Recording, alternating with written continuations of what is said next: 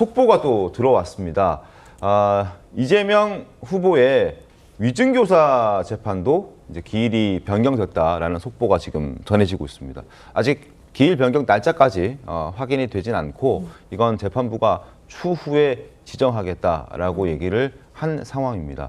자, 파기환송심도 지금 재판 기일이 당초 이번 주 목요일이었다가 그게 대선 이후로 6월 18일로 이제 기일이 변경됐고, 그리고 뭐 대장동 재판도 6월 달로 변경이 됐고요. 이제 위증교사 재판이 대선 기간 중에 남아 있는 유일한 이제 재판이 잡혀 있는 재판이었는데, 기일이 잡혀 있는 재판이었는데, 이게 또 이제 바뀌면서 그러면은 이재명 후보는 대선 운동하는 이 기간 동안 적어도 6월 3일 전까지는 재판 때문에 선거운동에 방해를 받는 일은 이제 없어진 셈이 됐다, 이렇게 보시면 되겠죠. 장혜주 변호사님 어떻습니까? 그렇죠. 아무래도 법원에서도 헌법 116조에 정한 후보자들의 선거운동에 있어서의 균등한 기회보장이라는 취지를 존중하고 있는 것이라고 봐야 될 것 같습니다. 네. 사실 우리가 예전에도 선거 중에는 사실상 수사기관도 후보자들에 대한 뭐 수사라든지 이런 부분들을 자제하는 모습들을 보여왔고, 이런 부분들이 국민적으로 양해가 됐던 부분들은 선거라는 부분의 중요성이 있는 것이고, 그리고 헌법에 규정된 부분을 보아도 사실상 후보자에 대한 지위가 보장된다거나 아니면 선거운동의 기회가 보장돼야 된다라는 것만큼은 헌법의 취지이기 때문에 이런 부분들을 사법부가 존중하고 자제하는 모습을 보여주는 것이 아닌가라는 생각이 듭니다. 그렇기 때문에 지금 기일이 다 변경이 된 것으로 봐야 될 것 같고요. 이제는 뭐 선거운동 기간 중에 이재명 후보에 대한 재판이 열릴 일은 없는 상황이기 때문에 네. 대선 이후에 이제 헌법 84조의 문제 이 그 논란이 부분만 남아있죠. 이 부분만 잘 해석대로 순리대로 풀어가면 되지 않을까 생각됩니다. 그러니까 이제 근데 기본적으로 민주당이 지금 형사소송법 개정안을 내서 이재명 후보가 이제 피고인으로서 만약에 대통령에 당선됐을 경우에 재판을 중단하는 그런 법안을 냈잖아요. 네. 그렇기 때문에 지금 재판을 기일 변경해서 대선 후로 미룬다는 얘기는 재판을 취소한 거나 저는 마찬가지라고 생각을 합니다. 아하. 그런 거 아닙니까? 만약 뭐 이재명 후보가 당선이 안 된다면 뭐 별 문제가 없겠지만 당선이 된다면 재판이 중단될 것이 뻔한 상황에서 네. 지금 그 판사들이 자 대선 이후로 미루겠습니다라고 얘기하는 건 재판을 안 하겠습니다라고 얘기하는 거나 저는 거의 같은 얘기다 이렇게 생각을 하고요. 그런 점에서 본다면 판사들이 선거운동에 균등한 기회를 제공한 것이 아니고 스스로 재판의 권리, 권한 뭐 이런 것들을 포기한 것이다 이렇게 생각을 하고 저 부분에 대한 유권자들의 판단도 표로서 나타날 것이다 이렇게 생각합니다. 기회 보장 차원에서 일단 재판부가 법원이 기일을 변경해줬고 대선 이후로 일단 기일을 잡긴 했는데, 만약에 이재명 후보가 당선이 된다면 지금 민주당이 발의해놓은 어떤 재판을 못하게 하는 그런 법안들이 통과가 된다면 재판을 사실상 취소한 거나 다름없다라는 해석도 지금 나오고 있는 상황입니다. 그래서 결국에는 헌법 84조에 대한 이 부분을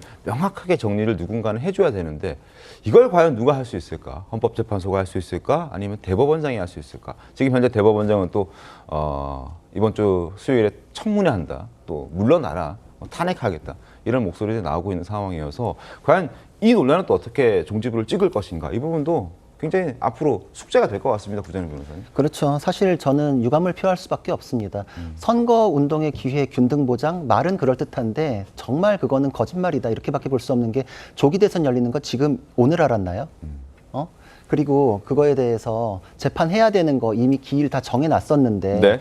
15일로 정했다가 6월 18일로 대선 이후로 미루는 거는 지금 모든 걸 다 알고 그럼에도 불구하고 대선 전에 파기환송심 열겠다고 했다가 압력에 굴복해서 넘긴 거지 않습니까?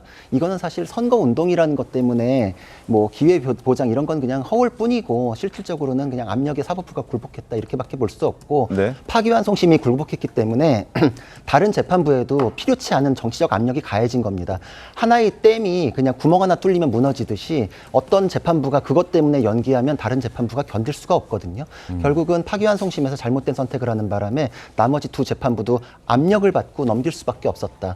그리고 지금 최병문 위원님 말씀하신 게 정확한 게, 그 이후에는 법 개정에 의해서 이 재판 자체가 의미가 없을 수도 있다라는 생각이 들기 때문에 쉽게 말하면 판사들이 굳이 내가 지금 하는 게 무슨 의미 있나, 내 손에 굳이 피 묻힐 이유가 있겠는가 이런 상황이 만들어진 것 뿐이거든요. 그 이후에는 처벌 규정 날아가고 나면은 이거 그냥 면소 판결로 처벌을 면합니다. 네. 그런 판결 굳이 할 필요 있나? 내가 이렇게 압박까지 당해가면서 이 상황을 민주당이 만든 거죠. 그래놓고서 순리를 얘기하는 것은 좀 옳지 않다. 기준 자체를 바꿨으면서 순리를 얘기하는 건 좀 민망하다 이런 생각이 듭니다. 사실상 이렇게 프레임을 만들어 놓고 이게 순리다라고 말하는 게 지금 앞뒤가 맞지 않는다라는 지금 구자룡 변호사의 지적이었습니다. 정원내 의원님. 일단은 조기 대선을 누가 만들었습니까? 이재명 대표가 조기 대선을 만들었습니까? 대통령의 말도 안 되는 계엄과 내란이 있었고 탄핵을 당했습니다. 그 기간이 벌어진 거고요. 그리고 두 번째로 대통령 후보라고 하면 어제 그 토요일, 일요일 후보 등록 기간이었죠. 굉장히 네. 많은 서류들을 제출하고 그 관련된 서류들을 제출하고 당당하게 정당의 추천을 받아서 당선된 후보로 등록이 되었습니다. 그렇기 때문에 대한민국의 국민이라면 누구나 선거권과 피선거권을 보장받을 수 있어야 합니다. 네. 그렇기 때문에 이런 측면에서 그 선거 기간 동안 후보로 등록이 되어 있는 부분에 있어서는 재판을 연기하는 것이 저는 당연하다고 보여지고요.